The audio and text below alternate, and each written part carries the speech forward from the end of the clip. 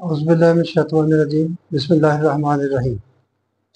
ये सूरज कहाँ है और अर्श कहाँ है, ये मैं ज़रा आपको ये बताना चाहता हूँ।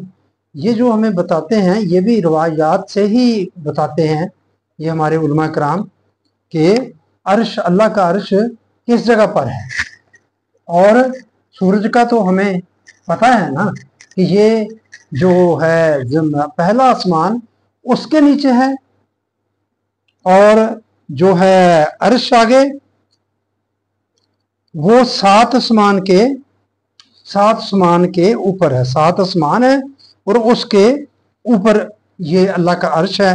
उसकी तफसील भी आगे सारी रवायात के जरिए बताते हैं कि हर आसमान की मोटाई कितनी है और एक आसमान से दूसरे आसमान का सफ़र कितना है।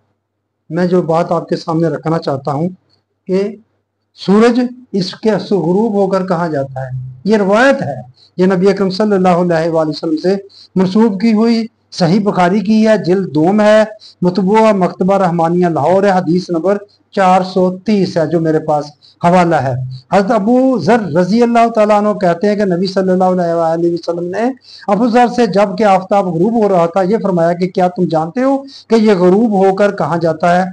मैंने कहा कि अल्लाह और उसका रसूल खूब वाकिफ हैं।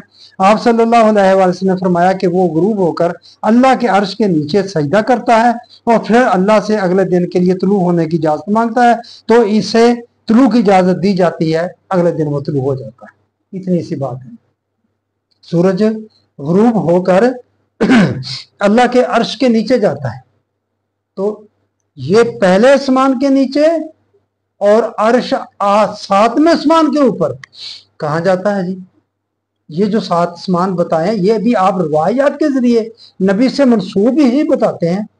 उनके दरमियान में पता नहीं 70-72 नूरी साल उनकी मोटाई है और नूरी साल उनके आपस में एक आसमान से दूसरे आसमान का फासला है, और ये सूरज पहले आसमान के नीचे।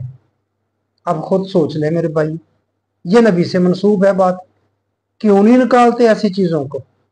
इससे इनके अकायद में क्या फ़र्क पड़ता है, देवबंदियों के अकायद में क्या फ़र्क पड़ता है, बरेलवियों के अकायद में क्या, या अहले हदीसों के अकायद में क्या फ़र्क पड़ता है, कोई फ़र्क नहीं पड़ता।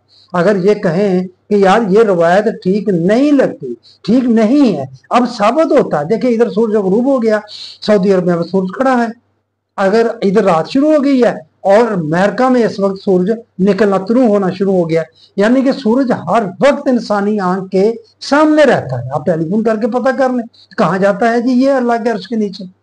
लेकिन नहीं, ये नहीं मानेंगे, नहीं मान रहे।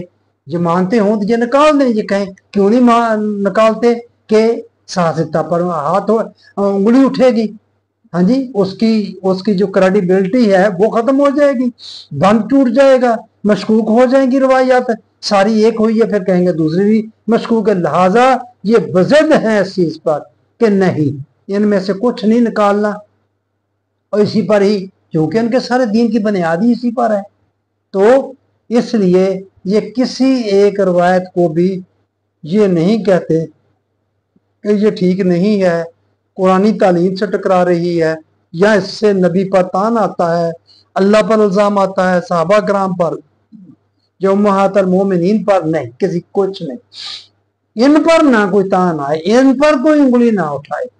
कोई हमें दुश्मनी नहीं है, लेकिन मेरे भाइयों इससे भी नुकसान हो रहा है बहुत ज्यादा।